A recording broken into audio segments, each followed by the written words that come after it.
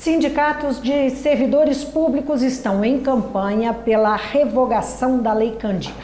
Eles defendem também o ressarcimento das perdas de arrecadação impostas a Minas. Calcula-se que Estado e municípios deixaram de receber em 20 anos 135 bilhões até dezembro passado, ao abrir mão do ICMS sobre produtos e serviços exportados.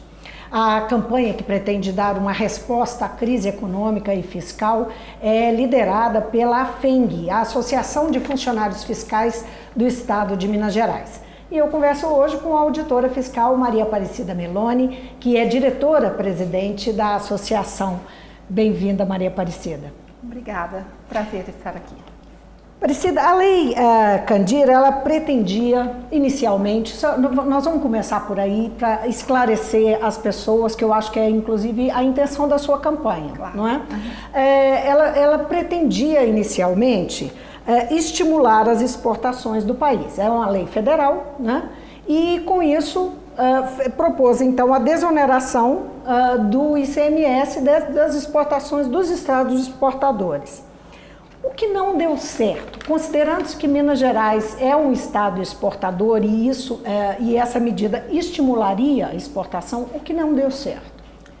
Olha, a medida foi adotada em 1996. Naquele momento, a Lei Complementar 87, ela veio num bojo de um conjunto de medidas que estavam sendo adotadas para garantir o sucesso do Plano Real.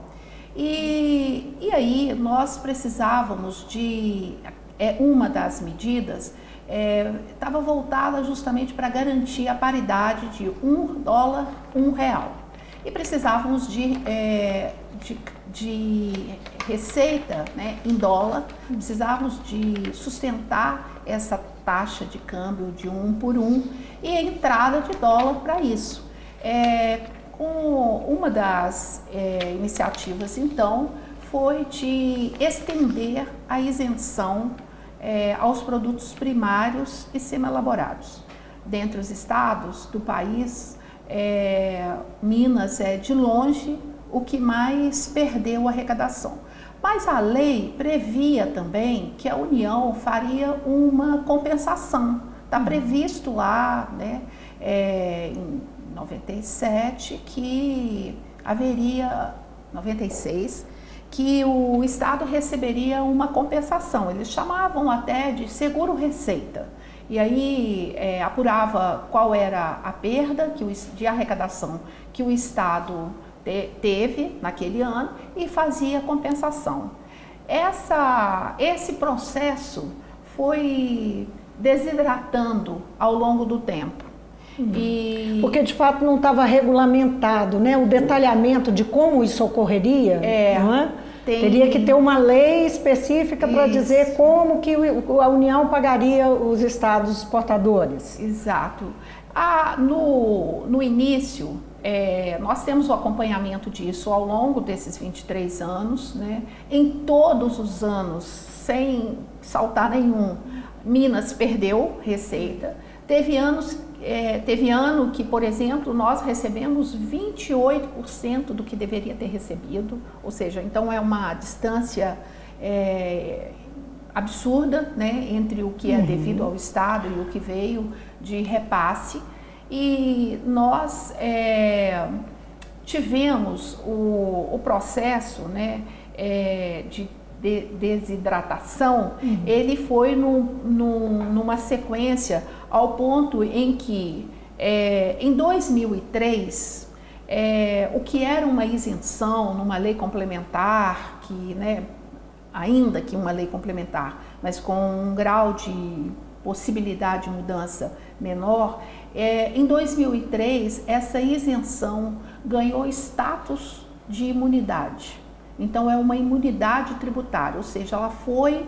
Mas o que na prática isso Na prática significa que o que era isento passou a ser imune dentro do artigo 155, parágrafo 2º da Constituição Federal. Ou seja, para mudar isso hoje, tem que mexer nós na Constituição. Precisamos de uma emenda constitucional. A proposta, além de negociar para trás, né, aquilo que o Estado e os municípios, né, que reivindicam o ressarcimento, entendem como ressarcimento, aquilo que não recebeu por conta dessa imunidade, né? Além disso, vocês estão dando um passo além, vocês estão querendo a revogação da Lei Candir. Que impacto teria para as finanças do Estado essa revogação? Olha, nós trabalhamos com dois verbos, ressarcir e revogar. Ressarcir é o olhar para trás e apurar as perdas e fazer esse pagamento, essa compensação, que é devida ao Estado e é devida também na proporção de 25% aos municípios. Quando o Estado perde, o município perde igual 1/4.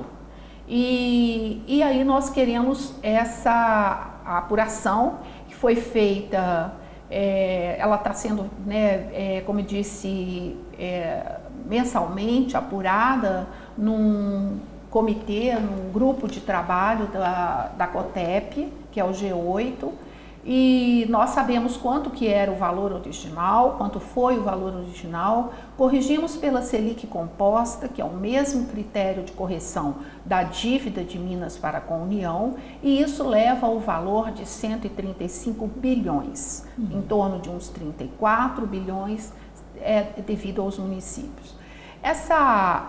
O ressarcimento, então, ele pressupõe esse ajuste, esse acordo, e isso, né, foi muito debatido em 2017, durante... Essa era uma proposta do governo Pimentel, esse encontro de contas. De um lado está a dívida do Estado com a União, isso, não é? Enfim, é uma dívida pesada que chegava a 80 e tantos bilhões, não é isso? E de outro lado, essa reivindicação que o Estado tinha em relação à Lei Candir, de ressarcimento, né? Que aí é bem superior, chega a 135, considerando os municípios. Considerando os municípios, exato. Então, esse encontro de contas, já que você entrou nisso, eu te perguntei sobre a revogação. Nós vamos voltar nessa questão da revogação, mas vamos lá. Você está dizendo desse encontro, da possibilidade desse encontro de contas. De fato, o governo Pimentel empenhou e se desgastou muito, porque apostou nisso e não teve, de fato, uma outra solução para o endividamento e a situação fiscal do Estado, que ficava cada vez mais grave, né? Sim. Estamos agora com uma previsão do governo, do atual governo, do governo Zema, de entrar 2020 com 49 bi negativo, assim, a conta do Estado em 49 bi e meio negativos. Como que é possível a gente acreditar que ainda é negociável esse encontro de contas? O que faz, né? Que permite os sindicatos, enfim, essa campanha, acreditar que é possível? Olha, Vivian, esse processo, do ponto de vista técnico, essa apuração, esse valor, ele está muito claro, muito comprovado. Do ponto de vista jurídico, também já tem uma discussão bastante avançada. Temos uma ADO, a ADO 25, porque a Lei Candir, lá atrás, em 96, ela previa a compensação e também que o Congresso Nacional, aí já mais adiante, quando se converteu, né, numa imunidade em 2003, que o Congresso Nacional deveria fixar os critérios de fazer a compensação justa devida aos estados que perdiam a arrecadação com essa desoneração, né, com essa imunidade. O Congresso não fez isso. E aí houve uma iniciativa do Estado do Pará, a ação direta de inconstitucionalidade por omissão, a ADO 25, e o Supremo Tribunal, por unanimidade, considerou que, de fato, o Congresso está em mora com o Estado. Ele precisa... Isso em 2017. Foi em 2017. E E aí deu prazo de 1 ano, 12 meses, para o Congresso estabelecer tais critérios. Isso não foi feito até novembro de 2017, não foi feito em 2018. Em ano eleitoral, essas coisas realmente não andou. Na decisão do Supremo, ele até diz também que caso o Congresso não faça, o TCU pode fazer. Nós não queremos que o TCU faça, porque evidentemente ele vai fazer segundo os interesses da União, que são muito diferentes, distantes, né, e injustos com o Estado. E agora estamos nesse compasso. E tem um prazo até fevereiro do próximo ano. Exato. Não é? Na verdade, é um projeto de lei complementar que já foi muito falado, né? Quando ele entrou em tramitação, ele prevê 39 bi para ser distribuídos anualmente aos estados. Isso, é o PLP 511. Isso, mas ele não trata do para trás. Ele foi resultado, esse PLP surgiu da Comissão Parlamentar Mista da Lei Candir.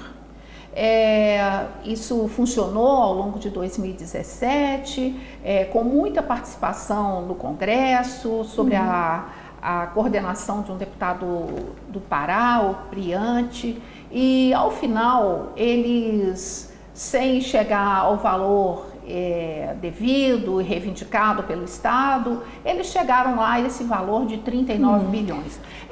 Esse projeto de lei, ele está pronto para ser levado a plenário e à votação. Pois é, mas o que nós estávamos conversando era sobre você acreditar que essa possibilidade, como você disse, de revogar e ressarcir, isso pode, naturalmente, isso tem que passar pelo Congresso. E o que você está me dizendo que caminhou-se até aqui. Isso. Mas você vê real perspectiva disso avançar mais, porque tanto uma coisa quanto outra ainda não foi tratada, né? A revogação não é uma proposta e o ressarcimento ele não foi de fato enfrentado, como você está dizendo. Acho que eu venho acompanhando esse assunto há muito tempo e vejo ele esquentar e esfriar, né? Eu acho que esse é um momento que ele está bem quente. Até porque nós estamos na situação que estamos. Eu vejo como possibilidade esse PLP 511.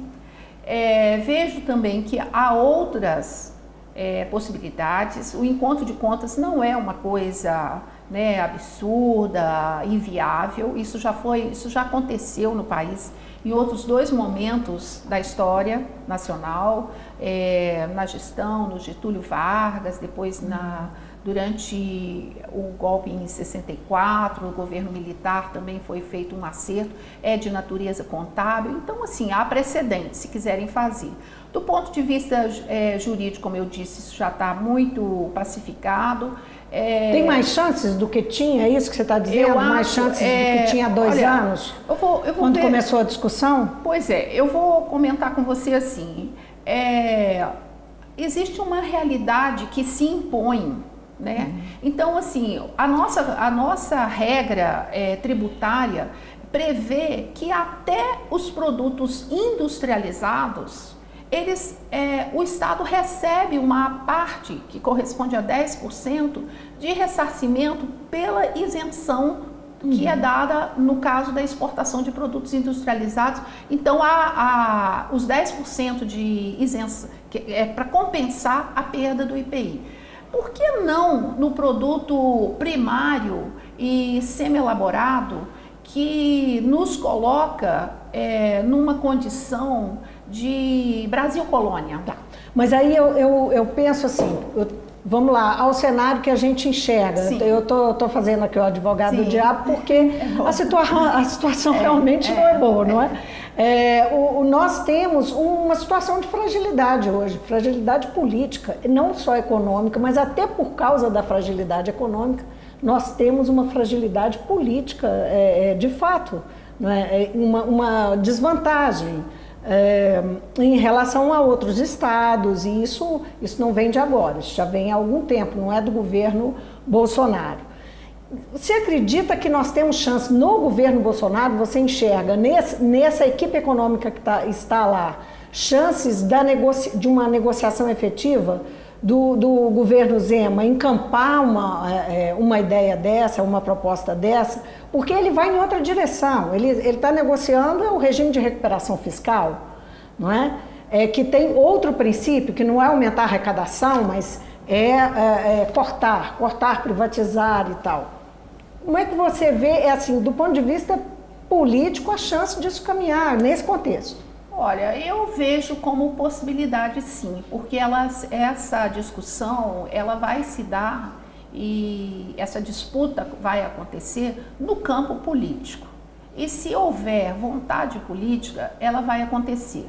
Não é por falta de recurso, não é por causa de ser um projeto, de ser uma proposta absurda, não é. Ela é viável, ela é justa e eu acho que nós temos que acreditar nela. Eu te falo, por exemplo, a questão relacionada aí com o que você falou, a opção do governo pelo regime de recuperação fiscal. Esse regime, ele assenta em 3 ideias força. Privatizar o que resta dos ativos do Estado. Ele propõe suspender o pagamento das parcelas da dívida, que estão suspensos já por uma liminar da ministra Rosa Weber. Portanto, elas já estão suspensas há mais de um ano, há quase um ano, e nem por isso a nossa situação fiscal refrescou, melhorou. Ou seja, parou de pagar as parcelas da dívida de 400 milhões mês. Colocou em dia as obrigações com os municípios, colocou em dia o pagamento dos servidores. Não, a suspensão que já está acontecendo, ela mostrou que ela sozinha não resolve. Assim como a venda dos ativos valiosos do Estado, também não. Eu pergunto para você, vai vender CEMIG, Copasa, Codemig, e aí vai quitar tudo então Minas vai sair, vai passar o rodo no que tem de ativos e nós vamos passar para um outro mundo. Não, ele não faz nem cócega nesses 49 bilhões que você falou. Aí, e qual é a outra alternativa? Tomar empréstimo. Isso é solução? Abrir novas linhas de crédito para o Estado é solução? Nós precisamos de encampar com muita força, não somente essa questão da Lei Candir, né, que a gente convencionou dar nome assim, nós precisamos, os mineiros precisam conhecer essa história. Eles precisam, é uma questão tributária, muitas vezes as pessoas falam, isso é tributo, isso é chato, isso é complexo. As pessoas precisam conhecer isso, o que está por detrás dessa história. Você acha que os mineiros todos, sabendo da situação que está no Estado, enfrentando as dificuldades na saúde, corte de vagas na educação, não convocam as forças policiais. Você acha que se os mineiros soubessem que nós estamos, 70% da nossa pauta de exportação são de produtos primários e semi-elaborados. Esses produtos vão embora sem deixar 1 centavo de imposto no Estado. E não foi sempre assim, porque antes da Lei Candir, essa exportação era tributada a 13%. Agora, quando vocês falam em revogação da lei, a revogação é acabar com a lei. Sim. Isso teria um impacto sobre a exportação, não só sobre a arrecadação, supostamente não vai, enfim, vai impactar os exportadores, né? Vai impactar o lucro dos exportadores. O lucro dos exportadores. Faz o Estado arrecadar mais, mas impacta o lucro dos exportadores. Então, tira essa subvenção. O Estado depende muito do que é exportado, não é? Que mineração e produtos da agricultura. Como que a gente pode imaginar que, de uma forma, digamos, não direta, mas pode também impactar o Estado? Quer dizer, como é que é essa conta, não é? Então, eu vou te contar. Tira de um lado, mas pesa do outro. Então, eu vou te contar. Tem um estudo, o Ministério da Fazenda encomendou para o BID, Banco Interamericano, e ficou a cargo de um economista muito celebrado e muito conhecido, que trabalhou no Brasil muito tempo na Fundação Getúlio Vargas, o Ricardo Varsan. E ele fez um estudo para responder ao Ministério da Fazenda se de fato devia ressarcimento aos estados. E aí a conclusão que ele fez é mais ou menos assim: os estados participavam na exportação dos produtos primários com 13%, e no dia seguinte, quando a lei foi aprovada, esses 13% passaram a incorporar o lucro dos exportadores. Então, essa é a pergunta que a gente tem que fazer. É justo? Isso é justiça fiscal? Aqueles que sempre pagam, que empregam, que geram postos de trabalho, eles vão ser chamados a contribuir mais, e outros que estão aplicando uma política de Brasil colônia vão continuar sem recolher nenhum centavo para os cofres de Minas? Então essa é a pergunta. A questão da exportação, a exportação de produtos primários não é o produto, o preço do produto não é dado pelo exportador. Esse produto é definido fora.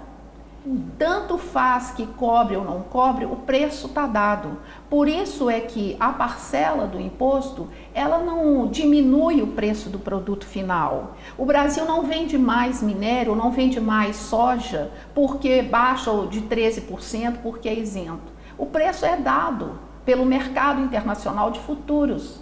E aí, essa parcela que não fica no Estado e não compensa o Estado, as demandas, não responde às demandas sociais daqui, né, nossa, de serviços essenciais, essa parcela incorpora o lucro. Só para a gente encerrar, porque nosso tempo já está perto de acabar, mas tem uma abordagem aí que eu não queria deixar de fazer com você. Voltando à questão da viabilidade no Congresso Nacional de qualquer mudança em relação à situação de hoje, né? Qualquer uma, não sei se qualquer uma, mas é bem-vindo que haja mudança, sim, né? Sim.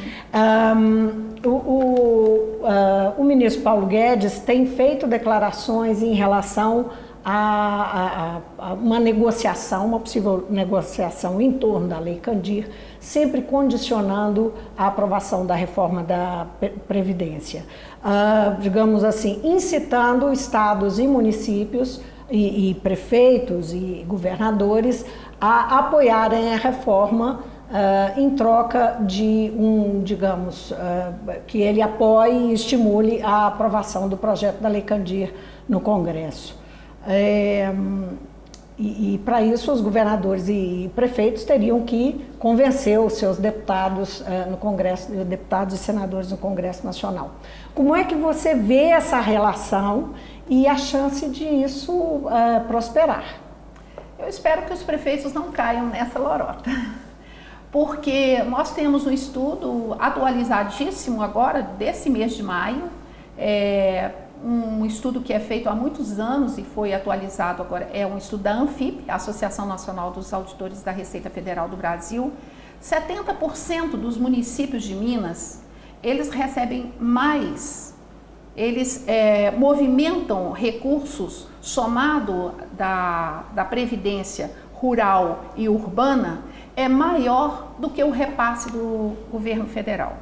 Então eu quero dizer assim, aquele pingadinho que entra, que forma, né, naquelas filas enormes no início do mês, na frente dos bancos, das cidades mineiras, aquele pessoal recebendo ali as suas pensões, seu aposentadoria, o benefício de prestação continuada, a soma disso em 70% dos municípios é mais do que o governo federal transfere. Então, os prefeitos sabem que eles precisam da previdência social, da forma como ela está, universal, para fazer a economia girar, e eles precisam da revogação da Lei Candir.